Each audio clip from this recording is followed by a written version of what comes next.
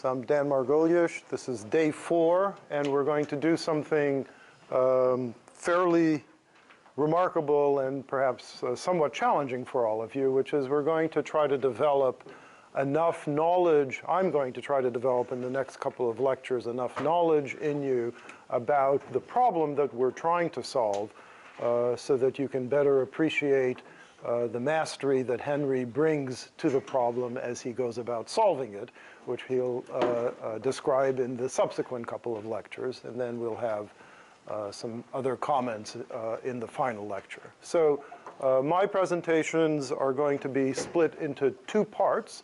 One, sort of a basic background on neuroscience, brain and behavior, and I've taken the assumption that there are relatively few experts in the audience in this area. And I'm presuming that, in fact, most of you have perhaps even little to no neurobiology background. If I'm wrong about that, I apologize to those of you that I am wrong about, because you may have to suffer through some of this. But for the rest of you, I think it'll be pretty helpful. And then after I develop those comments and we talk about it, I'll then want to do one presentation, the other presentation on the birdsong system that we're going to talk about at some length, and that Henry's going to present. Well, at least some of, I'm misspeaking, at least some of his results have been focused on the experimental work that we've been doing and applying data assimilation to some pretty difficult problems. So let me fire up this beast here. So the problem is, it really is a grand challenge problem. You could argue it is the grand challenge problem, but it's certainly one of them, which is how do we understand behavior in terms of the activity of networks of neurons, and how do we understand the activity of the networks of neurons in terms of the activity of single neurons, and how do we bring some quantitative strength to that? And I never thought of it before, but here's a wonderful example. It's a group of animals. This is the background on my screen, just happened to come up. It's a group of animals swimming. They are alive. Being alive is extraordinary, right? It's just utterly extraordinary. And then creating these complex interactions with the environment and making decisions and surviving, these are big challenges. And at some deep level, we just don't understand it at all, right? So it's a really interesting problem. Everything you do, right, is filtered through your own sets of perceptions of the world, and your own sets of perceptions of the world are different than the physical instruments that might measure the stimuli, for instance, that you're perceiving. And you bring your own evolutionary background to thinking about things. Everything we do, ultimately, we need to understand through this lens of brain and behavior. So, so what are we going to talk about? I'm going to introduce 3 topics to you. Our goal is to understand brain and behavior, to understand networks and neurons, and how they're all related. And we'll make some progress here. I'm going to do something which is different than the standard lections you'll get in a neuroscience class, because I'm not a neuroscientist, although I do neuroscience. I call myself a neuroethologist. So I'm interested both in brain mechanisms, but I use animal behavior, and animals includes humans in my parlance. I use both of them to explain. So at each level of analysis, it informs other levels of analysis. Neuroscience, until recently, has tended to ignore behavior, and with apologies to all my wonderful friends and colleagues, most of them don't pay any attention to evolutionary biology at all, and that's a mistake. So we're going to talk a little bit about evolution and ethology, animal behavior in natural contexts, and then create sort of a background for thinking about neuroethology. And then I'm going to try to develop this in the context of networks and single cells.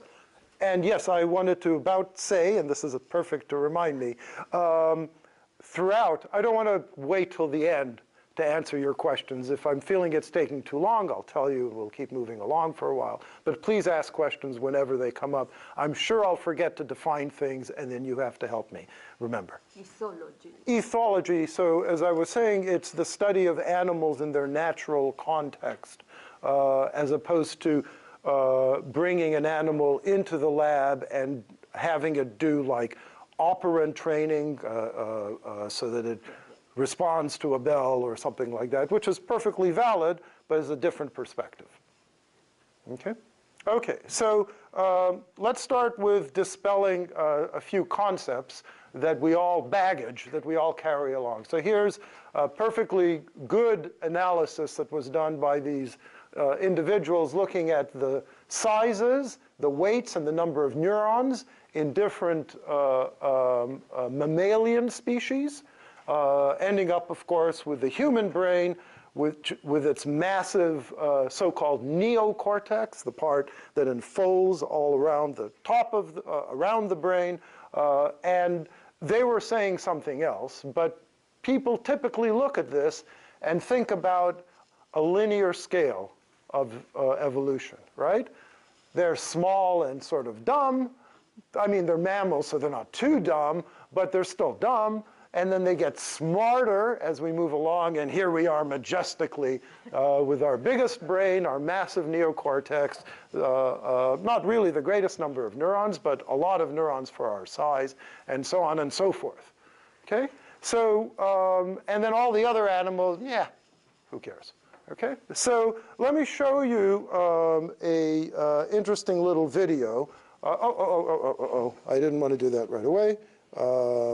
So I'm going to show you a video of a crow. It's a Caledonian crow, and they're known through ethological observations in the wild, that they're very good at tool use. And a group was studying them, and they're mated pairs, so if you want to study one as an adult, you need to have two in the lab. They were studying the male's ability to pick wires that had different hooks at the end of the wire to see whether the bird could figure out how to retrieve a food source. Okay, that was the task. And the female was sort of shoved in the corner there, and she was watching this. And she got very annoyed watching this guy do his thing, not terribly well, apparently. And she did something spontaneously.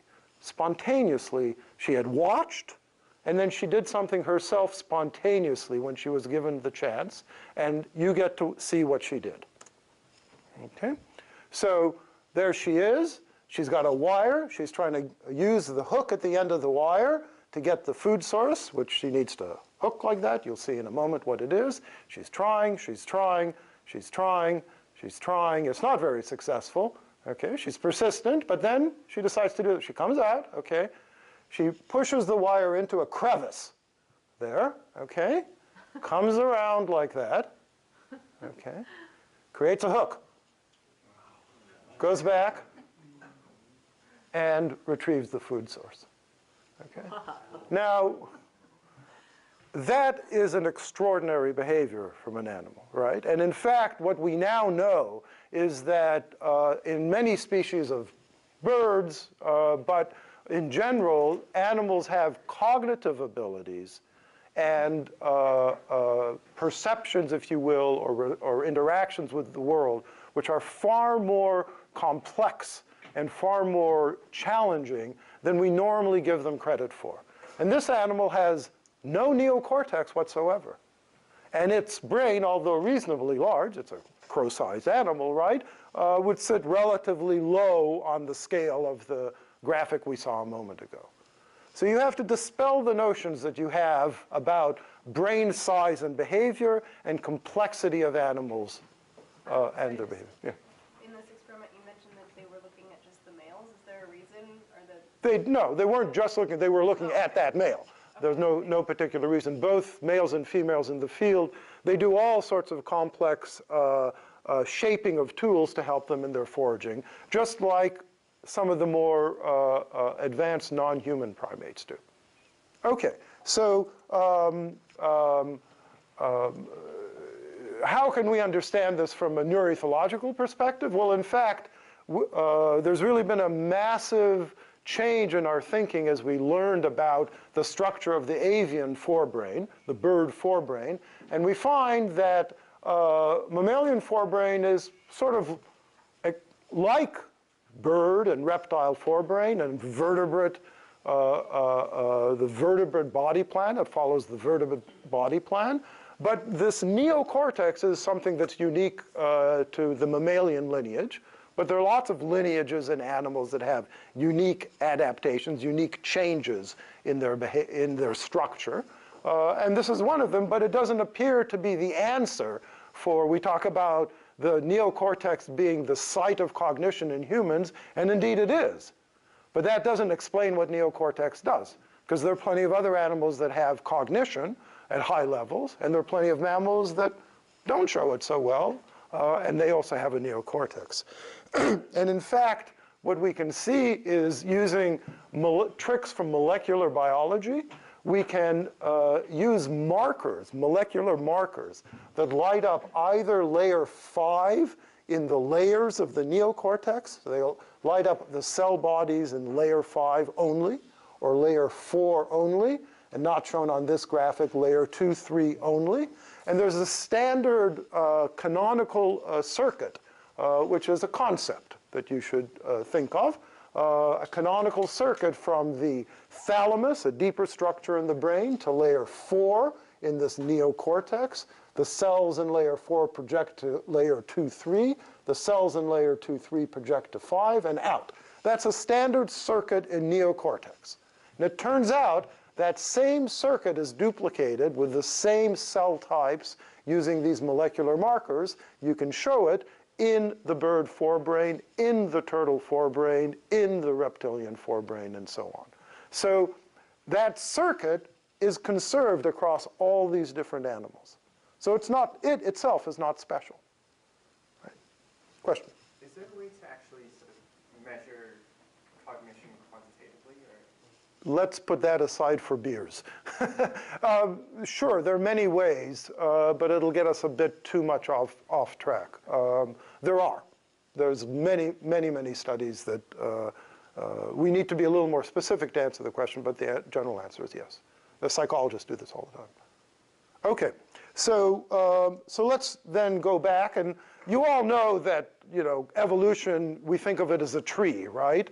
A tree with lots of branches, and here's a nice cartoon with different animals distributed on that tree. Well, you really need to take this to heart, and typically in your day-to-day speech, in any case, you don't. This is another representation of the tree of life, some 4 million plus species, and that's where you are. Okay? And it's important to think about it in that context, and we make mistakes. So here's another tree. It's living, and we're going to turn it into the tree of life, right? And the way we're going to do that is we're going to add a couple of geometric shapes onto it. So how would we describe the branches in here? What's the language we would use? We would say maybe those are inner branches, right? And out here we might call those outer branches. And biologists have the same terms, right? They might call these primitive or basal or ancestral conditions. Those are all words that mean they're near the beginning, near the root, near the trunk, if you will. Okay? And these are more derived conditions. They're further away. So that's the right language to use. But the language that people use all the time is lower and upper. And that's what happens when you separate the branches into lower and upper. And it's a miserable way to describe the structure of this tree. Right? Now you might say, well, I'm smart. I don't do those things. Well, that's good, because if you do those things, you are talking about a scala natura, scale, a natural scale, linear scale of lower things and upper things. And this is a wrong concept, but that would put fishes as simple, humans as complex, and everything else in between. Well, this is wrong, but it does have a glorious history. It's been around for thousands of years. So the Greeks thought of it similarly. God was at the top, minerals at the bottom. There were angels, demons, man, women, animals, plants, etc. And you don't believe that, right? But when you talk this way, that's what you're saying. So be careful. And in fact, even prominent neuroscientists, I won't take the time to read this, but it's insane. And this guy's a very prominent neuroscientist. When I heard this first, I said, nah, Lyndon couldn't have said that. So turned out it was interviewed and taped on National Public Radio. I went and listened. This is exactly what he said. And it's crazy. I mean, it's just an old idea about brain evolution. Okay? And it's basically, you know, the demons, angels thing. So be careful about the language that you use. Be careful about what you say when you say a simple animal, a complex animal. Simple may mean in the sense of being not evolved from the ancestral condition. That's fine. We would use a different word, but primitive, not in the pejorative sense, or ancestral. And derived or complex, sure.